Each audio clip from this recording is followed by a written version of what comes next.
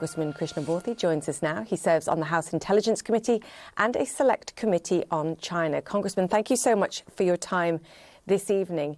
You've been very clear that this is the only way, in your mind, to tackle the national security threat that ByteDance and their ownership of TikTok presents. How confident are you now that China will turn around and say, OK, we'll sell it? I don't know. It's up to them. It's up to ByteDance. It's up to the CCP. It's up to its paramount leader, Xi Jinping. That's how high up the echelon this particular decision will be made. And it actually demonstrates very clearly why we're so concerned about TikTok. The fact that the CCP and its paramount leader will have to decide shows the connections between the platform and the CCP. Just to refresh the facts here, the editor-in-chief of ByteDance is the secretary of the CCP cell embedded in the company to control all of its products, including TikTok, to make sure they adhere to, quote, correct political direction.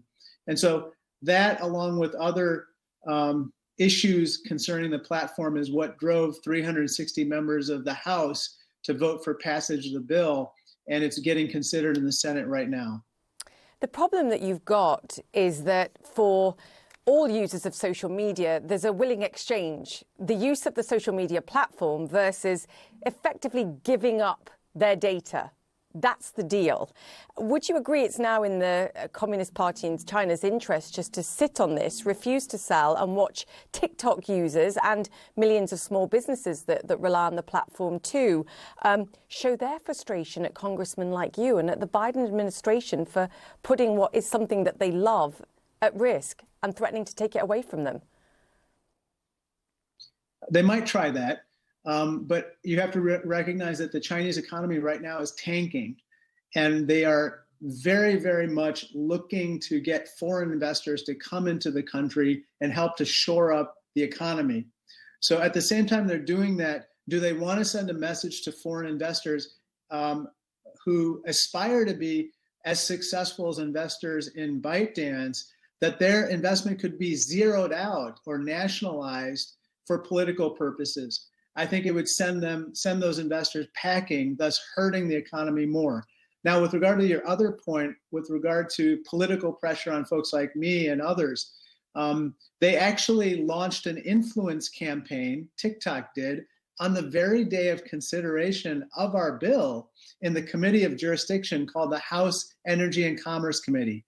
They sent out a push notification with a pop-up to millions of users, including minor children, basically appearing to compel them to press a button to call their member of Congress to lobby them against the bill in order to use the app.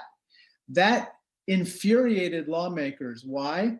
Because the platform was basically using the geolocation data of minor children to compel them to call without their parents' consent. And when they flooded our offices with thousands of phone calls, they asked the question, what is a congressman? What is Congress? Can I have my TikTok back? Now imagine if they used this same influence campaign in a moment of national peril, whether it was a natural disaster or a potential conflict or election day. That is the very threat that helped to convince so many lean yeses, people who were considering voting for the bill, to become solid, strong yeses. So they can do all the pressure campaigns they want, but so far they have tremendously backfired. On the day that President Biden, signs this bill, would you like to see him off TikTok? Well, I'm not going to tell the president how to campaign. It's not on my personal phone, and it's banned from all of our government devices. It's legal right now, obviously, for hundreds of millions of people around the world, including here. I would just say, be cautious in how you use it. We know that TikTok's own representations about its platform have now been proven false, the ones they made before Congress. So just be cautious. And consistent, perhaps, in the message too, but I'll read between the lines on your answer on that one.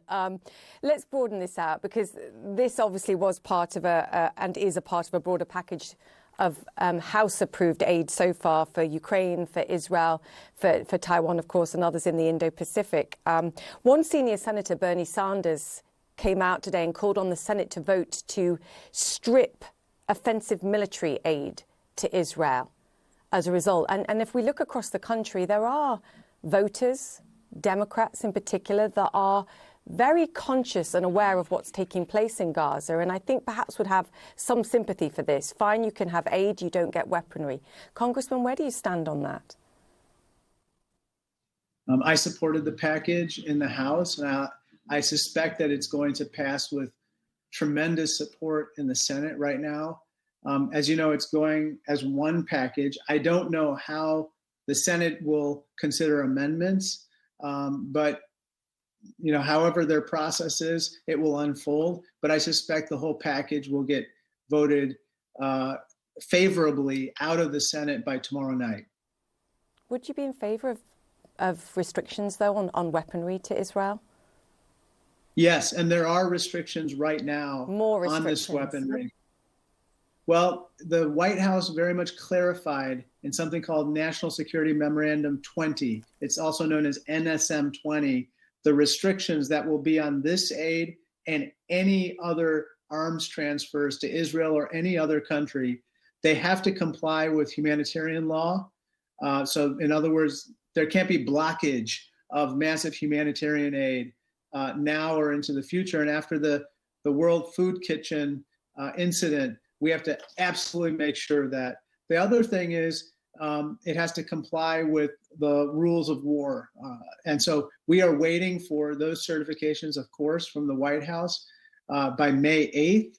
But in the meantime, you know, we have to make sure Iron Dome, the Arrow system, Iron Beam, and the other defensive systems are fully replenished. We saw what happened a couple weeks ago with regard to Iran. We can't leave them out in the lurch here. Congressman, thank you so much for your time. Great to chat to you, sir, and hopefully we'll chat again soon. Hey, thank you so much.